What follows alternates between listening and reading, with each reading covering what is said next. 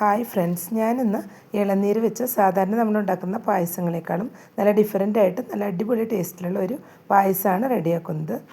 ഇത് നമ്മൾ ഇളനീർ പുഡിംഗ് എല്ലാം കഴിക്കുന്ന അതേ ടേസ്റ്റിലാണ് റെഡിയാക്കി എടുക്കുന്നത്. സാധാരണ പായസങ്ങളെക്കാളും നല്ല സൂപ്പർ രുചിയുമാണ്, ഉണ്ടാക്കാനും നല്ല ഈസിയാണ്. അപ്പോൾ ഇതെങ്ങനെയാണ് റെഡിയാക്കുന്നതെന്ന് നോക്കാം. ഇളനീർ പായസം ഉണ്ടാക്കാനായിട്ട് ആദ്യം നമുക്ക് പാലൊന്ന് തിളപ്പിച്ചെടുക്കണം. ഞാനിതിനായിട്ട് 1 ലിറ്റർ പാലാണ് എടുത്തിട്ടുള്ളത്. കുറച്ച് തിക്കായിട്ടുള്ള പാലെടുക്കണം, അപ്പോഴാണ് പായസത്തിന് നല്ല തിക്നെസ് കിട്ടി നല്ല ടേസ്റ്റ് കിട്ടുന്നത്.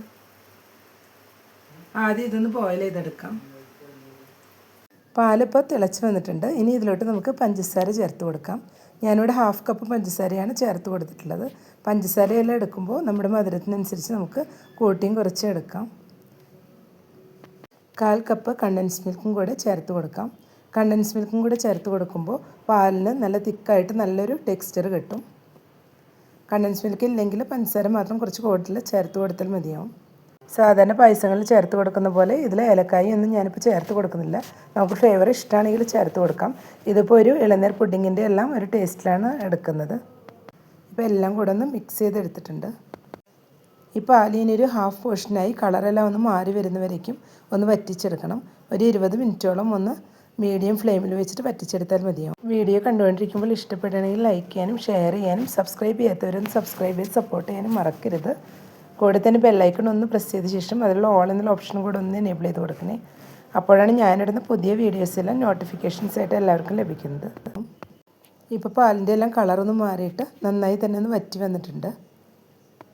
ഇനി നമുക്ക് ഫ്ലെയിം ഒന്ന് ഓഫ് ചെയ്ത് കൊടുക്കാം. ഞാനിവിടെ 2 ഇളനീരാണ് എടുത്തിരുന്നത്. ഇതിന് ബ്രൗൺ ഷെയ്ഡെല്ലാം ഒന്ന് കളഞ്ഞു വെച്ചിട്ടുള്ളതാണ്. ഇത് നമുക്ക് ആദ്യം ഒരു 1/2 പോർഷൻ എടുത്തൊന്ന് അരച്ചെടുക്കാം. 1/2 പോർഷൻ കട്ട് ചെയ്തെടുക്കാനുള്ളതാണ്. 1/2 പോർഷൻ മാത്രം ഇപ്പോൾ അരച്ചെടുത്താൽ മതിയാവും. ഇതിലോട്ട് കുറച്ച് ഇളനീർ വെള്ളം കൂടെ ഒഴിച്ചു കൊടുക്കാം. ഇനി ഇത് രണ്ടും കൂടി നന്നായി ഒന്ന് ബ്ലെൻഡ് ചെയ്തെടുക്കാം.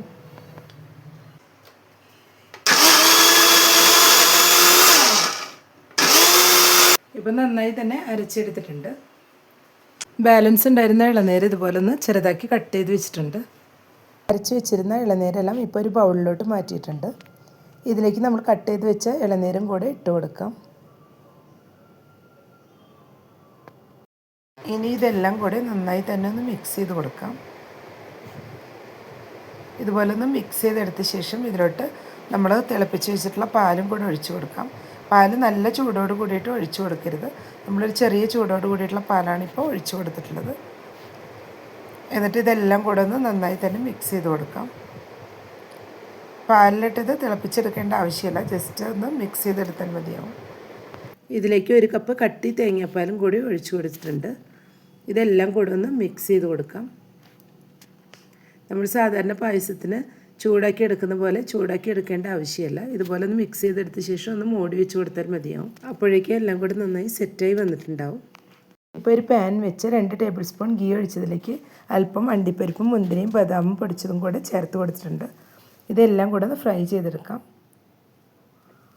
ഇപ്പോൾ എല്ലാം കൂടെ ഒന്ന് ഫ്രൈ ആയി വന്നിട്ടുണ്ട്. ഇതൊന്ന് ഇനി നമുക്ക് പായസത്തിലോട്ട് ഒഴിച്ചു കൊടുക്കാം. എല്ലാം കൂടെ ഒന്ന് മിക്സ് ചെയ്ത് കൊടുക്കാം. ഇപ്പോൾ നമ്മുടെ ഇളനീർ പായസം ഇവിടെ റെഡിയായി വന്നിട്ടുണ്ട്. സാധാരണ നമ്മൾ ഉണ്ടാക്കിയെടുക്കാറുള്ള പായസങ്ങളെക്കാളും വെറൈറ്റി ആയിട്ട് നല്ല അടിപൊളി ടേസ്റ്റാണ് കഴിക്കാനായിട്ട്. അപ്പോൾ എല്ലാവരും ഈ രീതിയിൽ ഒരു തവണയെങ്കിലും ട്രൈ ചെയ്ത് നോക്കുക. ഇഷ്ടപ്പെട്ടെങ്കിൽ ലൈക്ക് ചെയ്യാനും സപ്പോർട്ട് ചെയ്യാനും മറക്കരുത്. Thank you.